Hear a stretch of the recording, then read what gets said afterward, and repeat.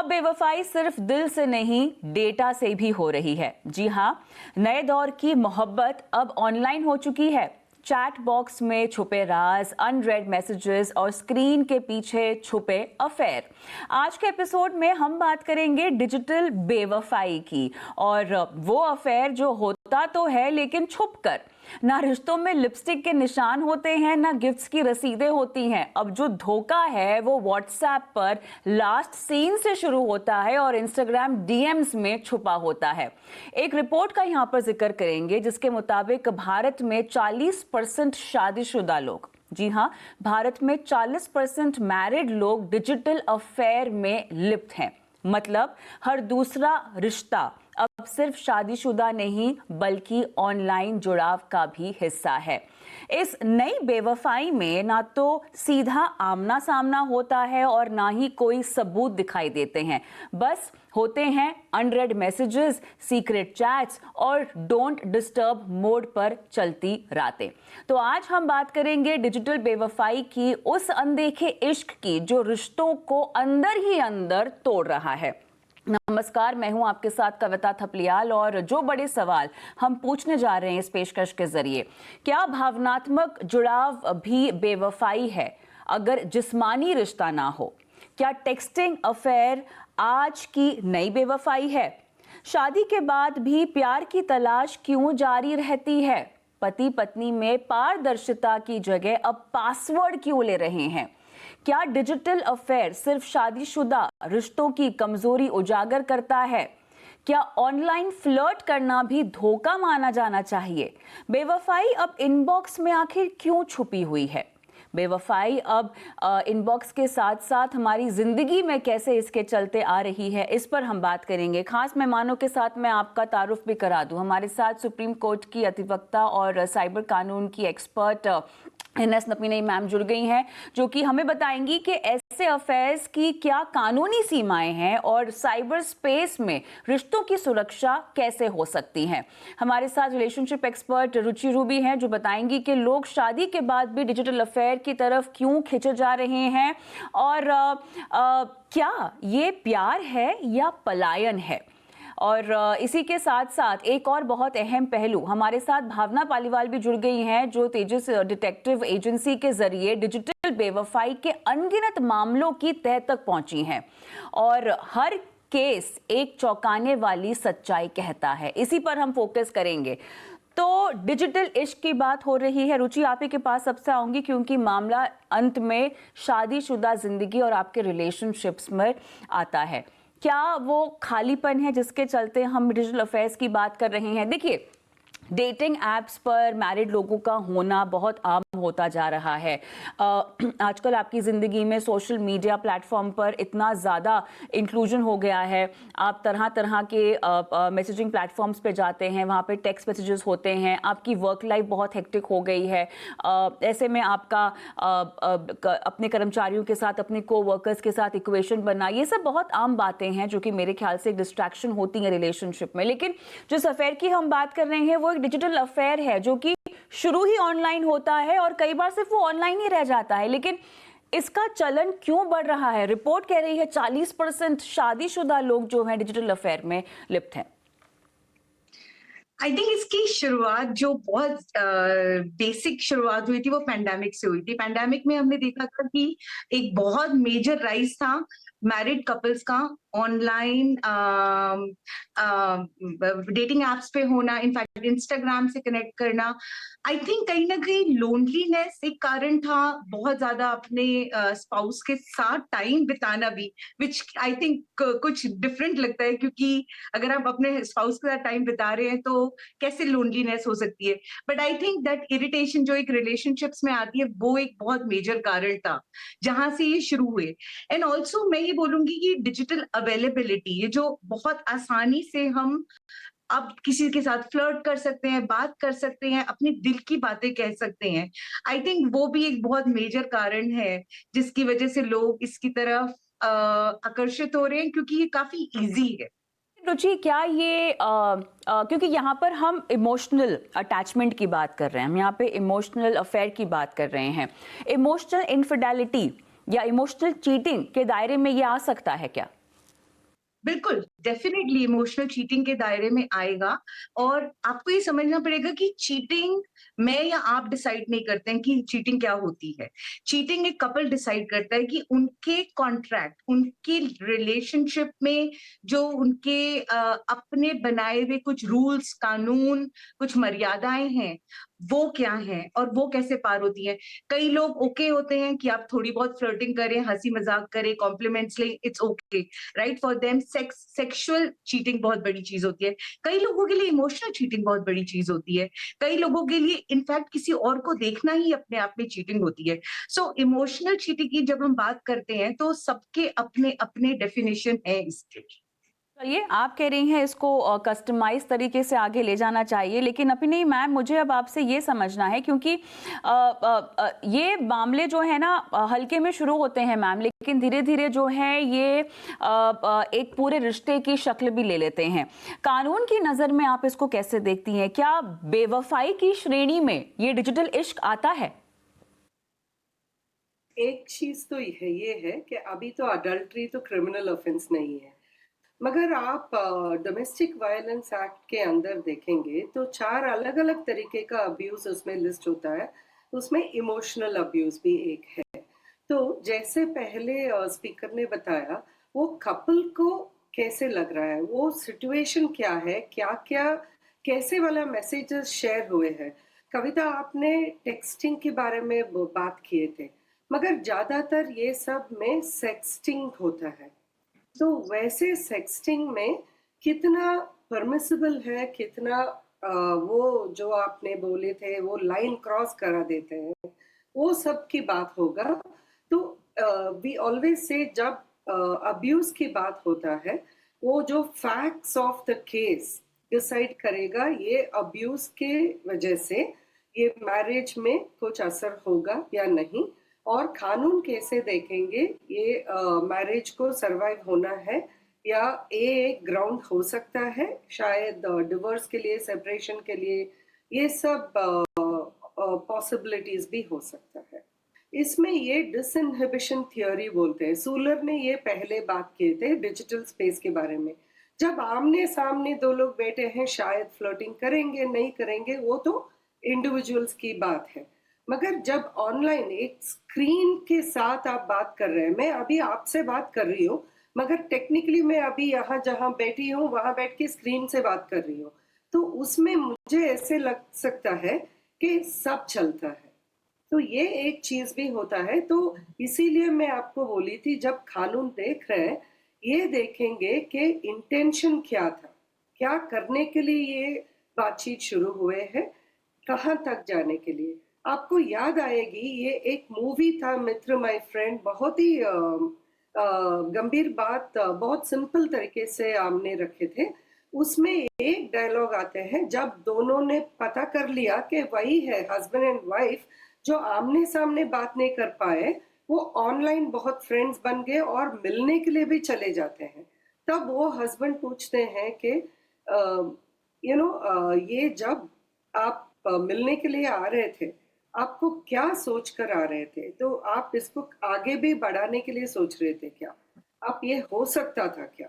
तो ये जब हम देखेंगे ना कि रिलेशनशिप, इंटरपर्सनल रिलेशनशिप्स जो बोलते हैं, उसमें इंडिविजुअल्स डिसाइड करते हैं कहाँ तक लेके जाएंगे, और ये सब चीज ही मायने रहेगा। बहुत ज़्यादा अवेयरनेस चाहिए इन टर्म्स ऑफ अपनी फीलिंग्स को समझना और आप किस हद तक किसी कनेक्शन के साथ जुड़ना चाहते हैं। नपिनी मैम, एक चीज़ जो मुझे समझनी है, इस तरह के जो अफेयर हैं क्या ये तलाक के लिए सबूत के तौर पर पेश किए जा सकते हैं? क्या एक केस इस बिना पे खड़ा हो सकता है कि हमारे स्पाउस का एक डिजिटल अफेयर है और ये उसके सबूत हैं, चैट्स हैं, या क्या क्या क्या केस किस ग्राउंड्स पे खड़ा होगा? डेफिनेटली, यही तो मैं आपको पहले ही बोली थी, डोमेस्टिक वायलेंस तो इमोशनल अब्यूज भी हो सकता है। तो ये एक डोमेस्टिक वायलेंस की तरीके से देख रहे हैं, और ये एक फैक्ट की तरह आपने रखना चाहते हैं दोनों स्पाउस में से एक को इनफिडेलिटी के लिए, तो वो कर सकते हैं, मगर कितना इसके लिए तो वेटेज होगा कोर्ट में, वो फैक्ट्स ऑफ द केस में डिपेंड होगा। बिल्कुल।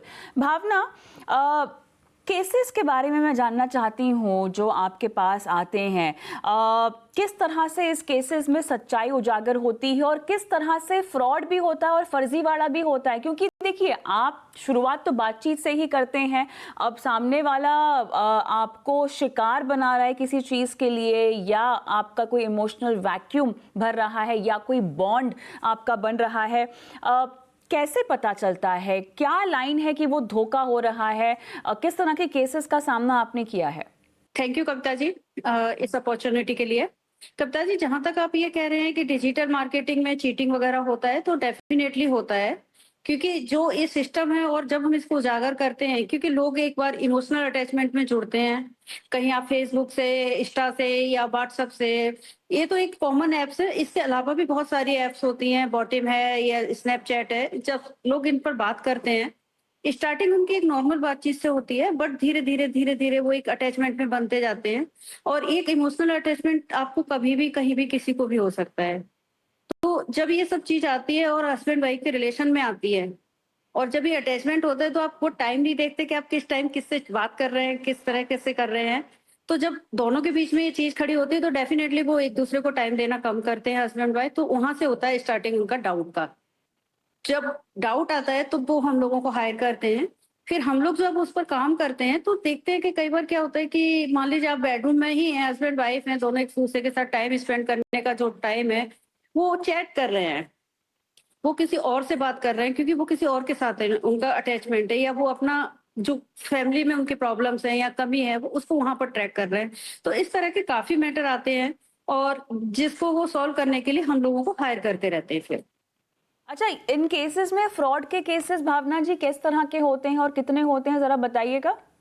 देखिए, फ्रॉड्स के केस कितने होते हैं ये कहना तो बहुत मुश्किल है कविता जी, के क्योंकि आप भी न्यूज में पढ़ते रहते होंगे कि आजकल आप देख रहे हैं कि जैसे फेसबुक पे फ्रेंडशिप हुई, वो मिलने पहुंचे और पता लगा उनका मर्डर हो गया। आपके बेंगलोर में एक केस हुआ था अभी रिसेंट में, कि जो आर्मी का बंदा था जो गया था और उसको वहां पर मर्डर कर दिया गया।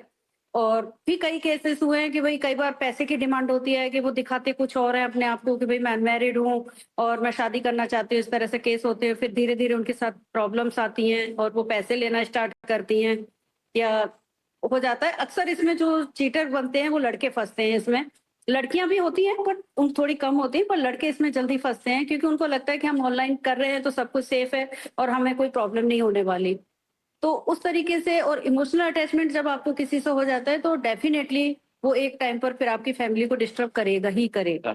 तो वो प्रॉब्लम होती है उनको, तो चीटिंग उसमें आ जाती है ऑटोमेटिक। भावना, जासूसी ज्यादा मर्द कराते हैं या पुरुष कराते हैं या महिलाएं कराती हैं? देखिए, कराने वाले दोनों कैटेगरीज के होते हैं बट जो ज्यादातर अगर आप पूछते हैं तो फीमेल्स ज्यादा होते हैं, क्योंकि हाँ, क्योंकि उनको बाद में पता लगता है कि भाई वो लड़की थी और उसने मुझसे इतने पैसे ले लिए और अब शादी के लिए मना कर रही है, मैं मिलने आ रहा हूँ तो मिल नहीं रही है। क्योंकि जब इतना इमोशनल आपको किसी की आदत पड़ चुकी होती है, या हैबिचुअल हो चुके होते हैं, एक दूसरे से अटैच हो चुके होते हैं, तो डेफिनेटली फिर आप मिलना ही चाहेंगे उससे। और जब मिलते हैं तो फिर आप समझ सकते हैं, स्टार्टिंग अच्छी होती है, पर बाद में जो रिजल्ट्स निकलता है तो वो चीटिंग में कन्वर्ट हो ही जाता है। बिल्कुल। रुचि, आपके पास मैं आना चाहूंगी क्योंकि अब इसके रेड फ्लैग्स हम थोड़ा सा रिलेशनशिप में समझना चाहते हैं। क्यों आप अपने पति या अपने पत्नी के साथ बैठकर वो बातें नहीं कर सकते जो आप डिजिटली एक इंसान के साथ कर रहे हैं? ऐसा क्यों हो जाता है रुचि कि आप ज़्यादा कंफर्टेबल उस इंसान से हैं, ना कि उस इंसान के साथ जिसके साथ आपने अपनी ज़िंदगी बसाई है, आपने सपने देखे हैं, आपने एक परिवार खड़ा किया है? ऐसा क्या हो जाता है? मैं समझती हूँ कि लोगों की लाइफ्स बिजी होती हैं, कई बार आपकी शादी जो है, नॉट इन एवरी केस सबकी लव मैरिजेस हुई होती हैं, अरेंज मैरिजेस में आपके पास कंपैटिबिलिटी इश्यूज भी होते हैं, बट ओवर द इयर्स जो है ये खालीपन क्या इतना ज्यादा बढ़ जाता है कि आपको डिजिटली किसी के साथ रैपो बनाना पड़ता है, और इतना गहरा रैपो कि वो एक अफेयर में तब्दील हो जाए? डेफिनेटली इसमें कहीं ना कहीं एक रिजेंटमेंट रिलेशनशिप्स में क्रिएट होता है, एक एवरीडे रूटीन, एक मोनोटनी जो हर रोज की एक रोजमर्रा जिंदगी सेट इन होती है, वो एक बहुत बड़ा कारण है कि लोग अपनी रिलेशनशिप के बाहर नॉवेल्टी, एक्साइटमेंट, कुछ नयापन ढूंढने की कोशिश करते हैं। बहुत सारे लोग सिर्फ एक एक्साइटमेंट क्रिएट करने के लिए भी करते हैं। बहुत सारे लोग सिर्फ एक सेक्सुअल नीड को फुलफिल करने के लिए करते हैं। बहुत सारे लोगों को एंड ये स्पेशली हमने विमेन में ज्यादा देखा है, जहाँ पे उनको वैलिडेशन या एप्रिसिएशन की एक बहुत नीड होती है। उनको लगता है घर पे वो चीज नहीं मिल रही है, मैं बहुत काम करती हूँ, मैं बहुत मेहनत करती हूँ, पर मुझे प्यार नहीं मिल रहा है। तो आई थिंक वो प्यार की तलाश आई थिंक एक इंसान की रहती ही है।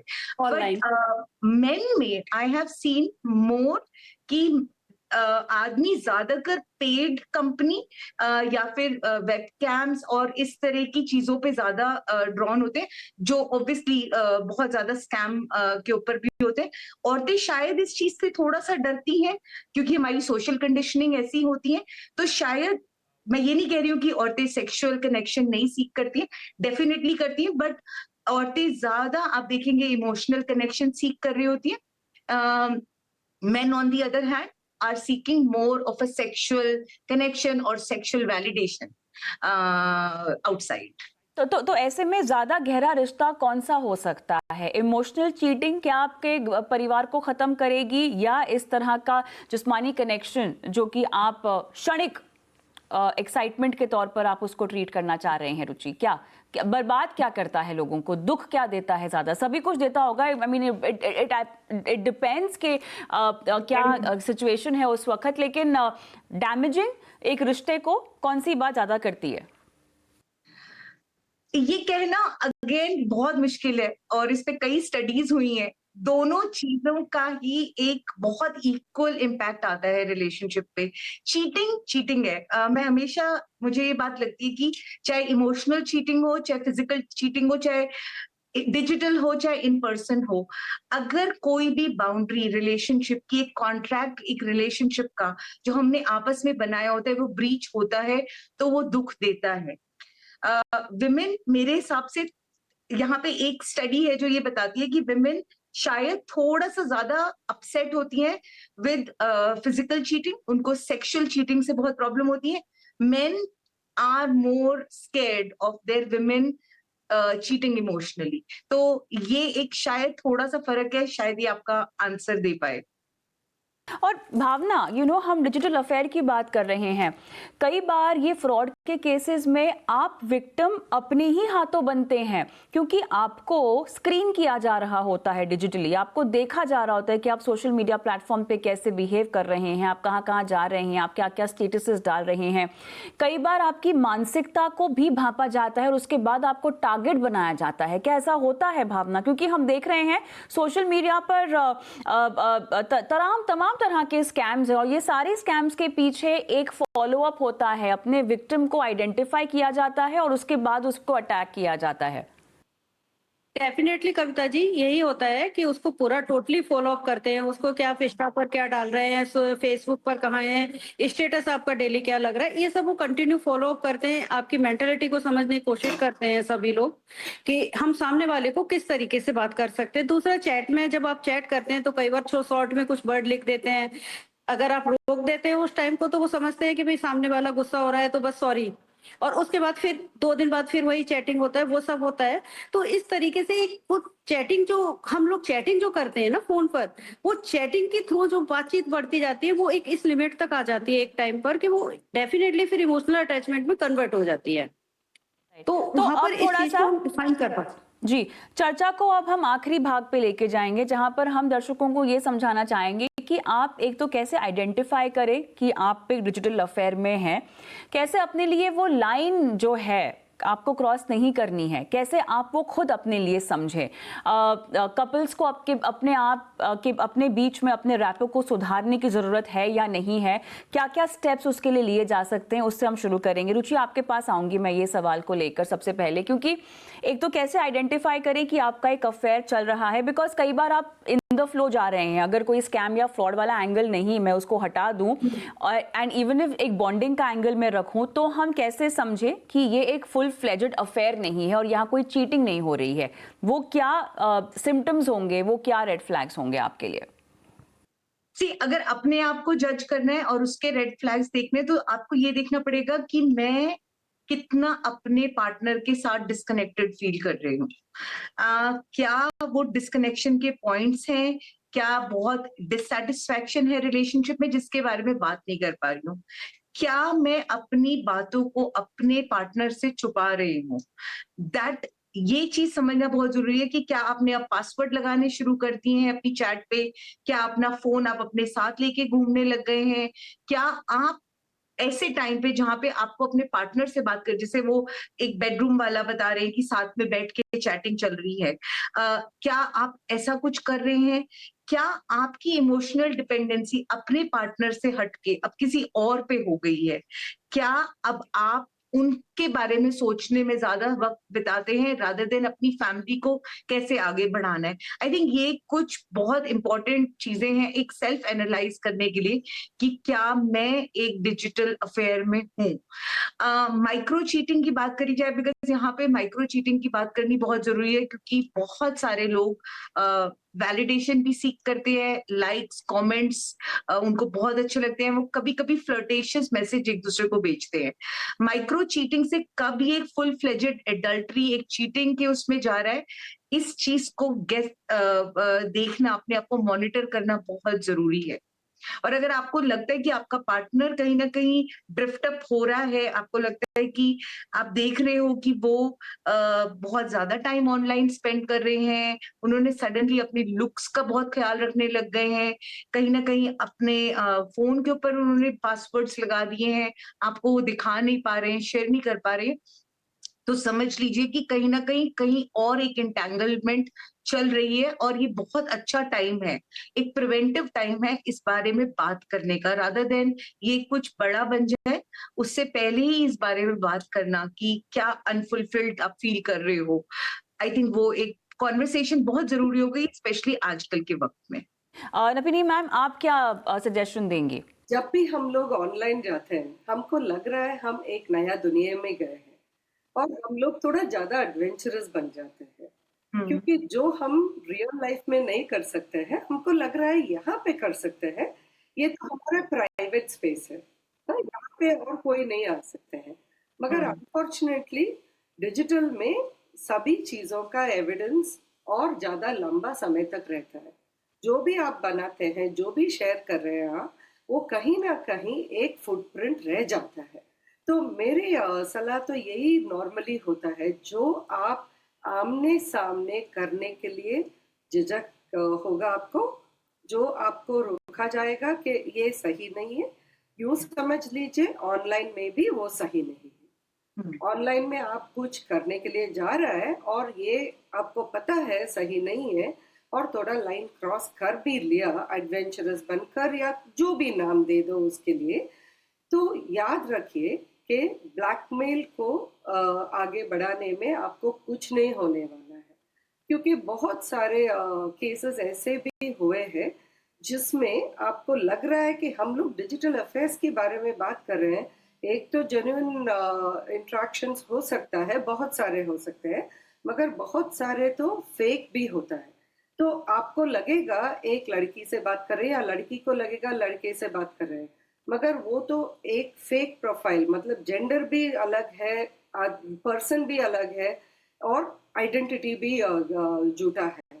तो ये सब बना के ये आपके बारे में इंफॉर्मेशन इकट्ठा करते हैं, इमेजरी इकट्ठा करते हैं, फिर उसको ही इस्तेमाल करके आपसे पैसा ब्लैकमेल करने के लिए या सेक्सुअल फेवर्स के लिए ब्लैकमेल करने के लिए शुरू करा देते हैं। ये दूसरी चीज इसीलिए बोल रही हूँ क्योंकि हम लोग सिर्फ मैरिड कपल्स के बारे में बात नहीं कर रहे हैं, अभी तो लोग रिलेशनशिप की जब बात कर रहे हैं, हम लोग स्कूल तक चले गए, सिर्फ कॉलेजेस भी नहीं है। तो इसीलिए बच्चे लोगों को भी बहुत ही समझदारी से ये ऑनलाइन इंटरेक्शंस में इन्वॉल्व होना चाहिए। तो ये याद रख लीजिए, इमेजेस भी जो भी आप शेयर कर रहे हैं, जो आमने सामने नहीं कर पाएंगे, प्लीज ऑनलाइन में मत कीजिए, क्योंकि ये शायद कल आपको प्रॉब्लम में फंसाने के लिए इस्तेमाल हो सकता है। एब्सोल्युटली। भावना जी, आप क्या कहना चाहेंगी, लास्ट वर्ड्स? मैम, जैसे अभी मैम ने बोला, ये बात फैक्ट है कि आप अगर कोई इमेजेस शेयर करते हैं या आप कोई चैट शेयर करते हैं, तो वो डेफिनेटली कहीं ना कहीं सेफ होती है। तो वो जो होती है वो कहीं ना कहीं आपके लिए प्रॉब्लम करेगी ही करेगी। और दूसरी बात रही जहां पर ये इमोशनल की क्या इनका सेफ पॉइंट का कि लोग कर लेते हैं, बट उसको कितना आगे बढ़ाना है वो उनको नहीं पता था, क्योंकि आई कांटेक्ट जब आप करके कोई बात करते हैं तो वो कुछ और होता है, और जब आप टाइप कर रहे होते हैं तो कुछ और होता है। तो इसलिए मैं तो हमेशा यही रिकमेंड करूंगी कि अगर आपको डिजिटल अफेयर में या इस तरह के किसी रिलेशन में जाने से पहले कोशिश करें कि सामने वाले से आप एक बार आई कांटेक्ट करके आमने सामने बैठकर मीटिंग करें, उसके बाद उससे प्रेफर करें बात करने के लिए कि वो आपके पैरामीटर्स पर कहाँ तक आपके साथ चल सकता है सामने वाला, वो सबसे बेटर रहेगा। ऑलराइट, चलिए, मेरे ख्याल से यहाँ पर काफ़ी पहलुओं पर हमने बातचीत की है और सार यही निकल कर आ रहा है कि रिश्ते अब सिर्फ चार दीवारों के भीतर नहीं रहते हैं। वो अब यहाँ पर क्लियरली हम देख रहे हैं कि स्क्रीन के पीछे और चैट बॉक्स में और दिल के किसी अनकहे कोने में पलते हैं। हमने आज जाना कि डिजिटल अफेयर कोई कल्पना नहीं है, बल्कि एक कड़वी सच्चाई है जो आज लाखों शादीशुदा लोगों की जिंदगी में मौजूद है। लेकिन सवाल यहाँ ये नहीं है कि लोग क्यों बदल रहे हैं, सवाल ये है कि क्या हम अपने रिश्तों को वक्त, समझ और सच्चाई दे रहे हैं। हर लास्ट सीन के पीछे एक अधूरी बात हो सकती है, अनरेड मैसेज एक छुपी चाहत हो सकती है, हर पास कोड एक दूरी की निशानी हो सकता है। शायद अब वक्त आ गया है कि हम सिर्फ दूसरों की स्क्रीन ना देखें, बल्कि अपने रिश्तों की स्क्रीनिंग भी करें, क्योंकि वफादारी अब स्क्रीनशॉट से नहीं, समझदारी से साबित होती है। बहुत बहुत धन्यवाद आप तीनों का शिरकत की हमारी इस बेहद खास पेशकश में। बहुत बहुत धन्यवाद। और इसी के साथ मुझे भी इस आज की पेशकश में इजाजत दें। नमस्कार।